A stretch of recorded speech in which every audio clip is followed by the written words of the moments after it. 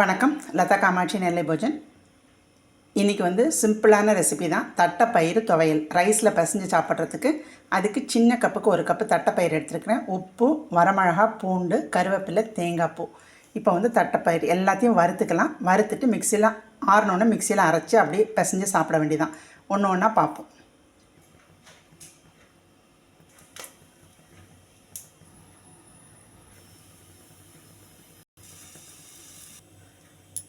எல்லாத்தையும் ஒன்று ஒன்றா போட்டு வறுத்தாச்சு. இப்போ ஆறினோன்னா தேங்காய் பூவும் உப்பும் போட்டு வறுத்துட்டு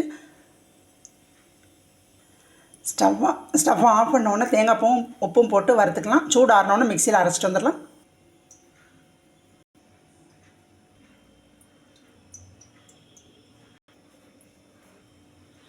மணமான தட்டைப்பயிறு துவையல் ரெடி. இந்த ரெசிபி பிடிச்சா லைக் பண்ணுங்கள், ஷேர் பண்ணுங்கள், சப்ஸ்கிரைப் பண்ணுங்கள். நன்றி.